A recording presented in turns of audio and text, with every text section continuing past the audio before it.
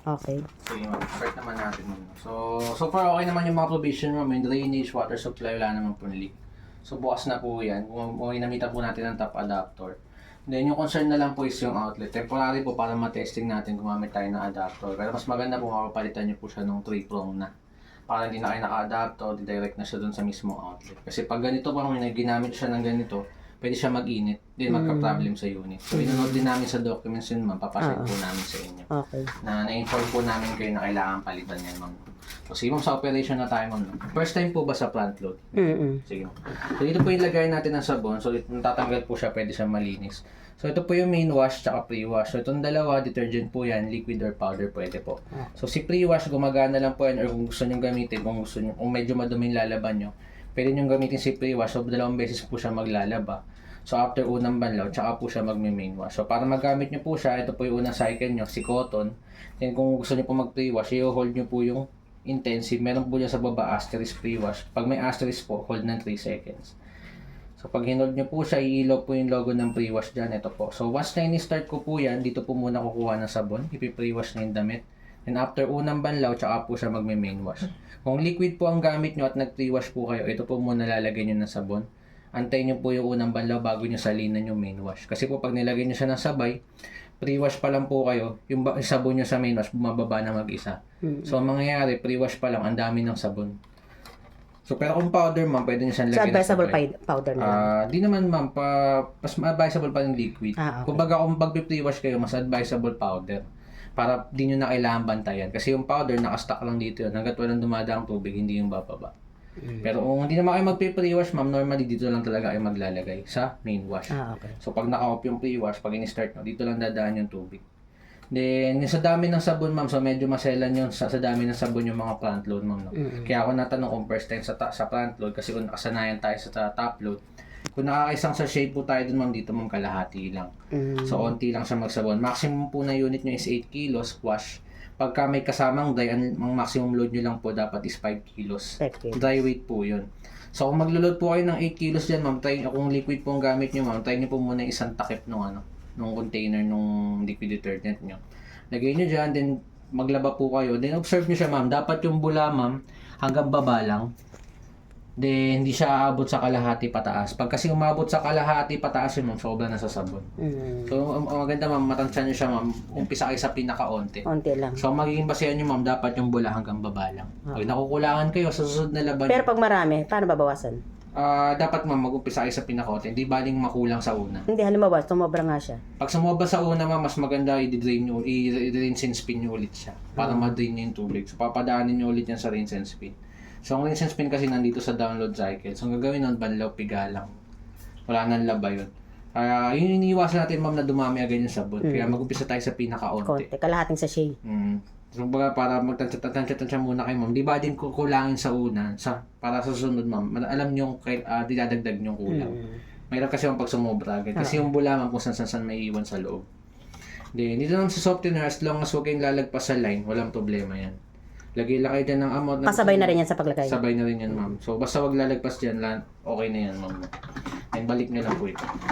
Then dito naman ma'am sa ilalim, yung emergency drain. So itong part na ito ma'am, binubuksan ito ma'am sa huling laban niya sa isang araw. So after nyo mag-drain, wala nang laman sa loob, nagliligpit na kayo. Ito na yung bubuksan nyo ma'am. Kuha lang kayo ng pansahod. Hilahin nyo lang po yan, may lalabas pa po tira-tirang tubig. Pag wala na lumabas ma'am, balik nyo lang po. Halos isang tabong tubig pa yung lalabas yan ma'am, na medyo marami pa yan. Then, tsaka niya po ito bubuksan. Ito yung pinaka-filter lint niya. Yung filter niya. Dito po yung lilinisin nyo. Nandito po kasi naipon yung mga dumi. Yung mga himulmul galing sa damit. Para hindi po magbara sa drainage, lilinisin nyo rin po ito. Then, para hindi siya mag-cause ng amoy. Then, pagbabalik nyo po, laging itong part ang nasa ibabaw. Hindi siya papasok pag nakatagilid. Tsaka nyo po siya iti-twist. Then, hihinto po siya pag may pit na. May mark din po dyan. Hindi naman sa loob, itong part na to lagi pong pinupunasan, tsaka yung mga rubber po. So kasi pagka naglaba po kayo, yung dumi po minsan sumisiksik dito, so maganda na pupunasan nyo po siya bago mag-load kayo ng pangalawang load para hindi po mahawas ang dumi. So pupunasan nyo po siya lagi. Then pag tayo dito ma'am, so power on nyo ma'am, ito. Tapos twist nyo lang siya, unang cycle nyo ma'am si cotton. Cotton. Then yung guide nyo ma'am, ito nandito sa manual.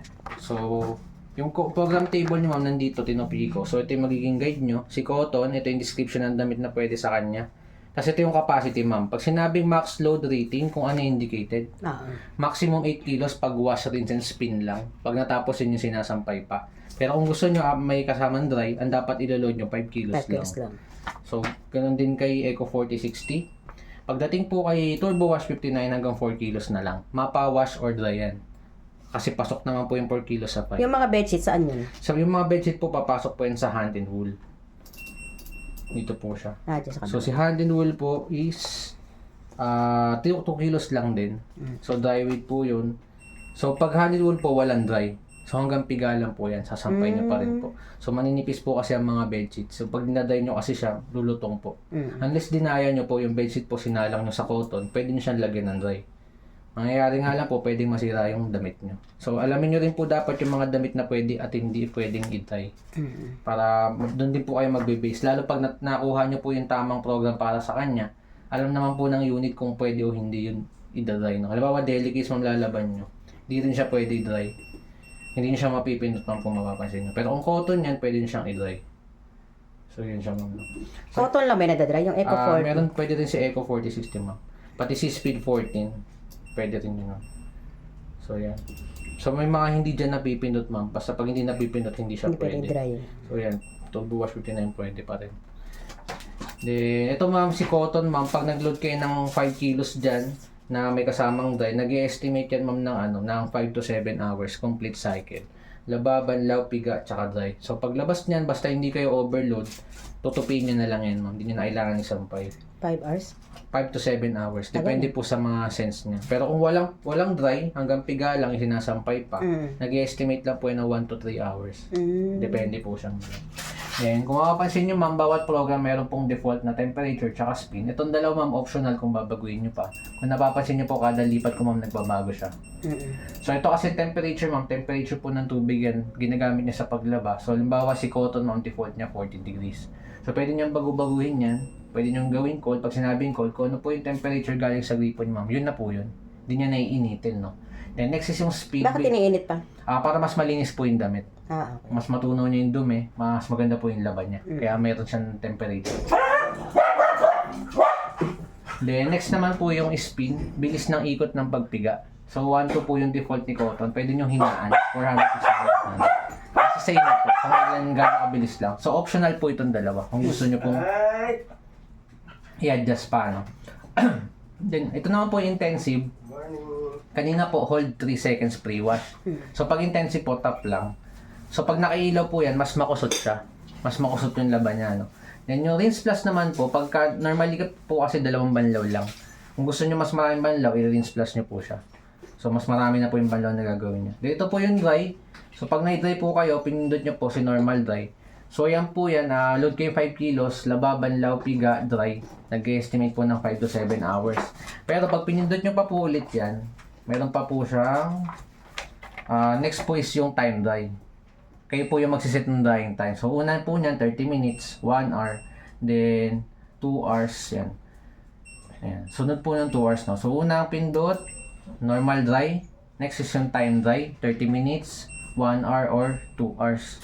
So, ito po yung time dry na tinatawag. Kayo po yung nag-set ng drying time. Halimbawa mo, sabihin natin naglaba, banlaw, piga siya ng 1.5 hour lang.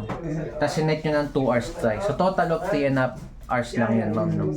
Pero, pag natapos yun, ma'am, possible, hindi pa siya ganun tuyong-tuyo. Unlike kay normal dry, kasi siya yung nagbigay ng oras na kailangan ng damit. Unlike dun sa time dry, sinet nyo yung oras lang. Doon siya magbabase. Pwede kasi siyang 30 minutes lang, mabilis lang yun. So, pwedeng, depende mo kung onti lang yung load nyo, pwedeng matuyo siya. Pag sobrang dami na niload nyo, hindi pa siya tuyong-tuyo. So, yun yung time dry natin. Next is yung iron. Ito siya, ma'am. So, iron dry siya, ma'am, for damp drying items for the ironing. Sabihin yung mga damit na kailangan planchahin pagtapos i-dry. So, yun yung pipiliin nyo. Then, next is yung low temperature. For So, yung mga uniform, halimbawa? Pwede siya dun. Pwede nyo ilagay dito yung ma'am sa iron dry. So, si iron dry, hindi nyo siset yung oras niyan. Siya din yung magde-decide kung ilan yung na-sense niyang dami. So, next is yung low temperature dry para sa mga for delicate fabrics. So, maninipis. Kung gusto nyo low temperature lang, pwede siya. This next, normal eco dry. So ito, for heavier fabrics, gumagana lang siya ma'am sa dry only. Pag pinil kayo, mawawala niya. Pero kay dry only, pag tinapat niya siya ma'am, ito dry lang gagawin niya. Wala nang lababan, pigayan. Diretso dry na yan. So naka-default agad niya sa normal dry. Pag pinindot niyo ma'am, ni time dry ulit. Then next is yung iron dry, yung low temperature. Tapos gagana na dyan si normal eco. For heavier fabrics, pwede siya. So normally, siya din po mag-decide ng oras dyan. So make sure lang na pag ginamit niyo si dry only, napigaan na siya. Huwag niyo siyang gagamitin, huwag niyo siyang i-dry ng tumutulo pa. Hindi niya po matutuyo yun. So yun po yung dry natin. Next is yung delay-in, ma'am. Si delay-in naman, balik tayo sa cotton, ma'am. No? Si delay-in, ma'am, dito tayo na timer lang yan. Bawa na set kayo ng 3 hours, 4 hours, 5 hours, 6 hours, 7 hours, or 8 hours. Mas napinlay nyo po yan, nakasalang na po yung damit or sabon. Pag pinlay nyo po yan, naka-standby lang po yan ng 8 hours. After 8 hours, dun pa lang po siya maglalaba. Kumbaga, pwede nyo po kasi siyang iset na bago kayo matulog, pagising nyo, doon pa lang siya maglalaba. Okay. Kumbaga, naka-ready na siya. Then, next naman yung add item man. Yung add item naman po, pag pinlay po kasi natin siya, maglalak po. Hindi nyo siya mabubuksan, makapansin nyo, nakailaw si add item.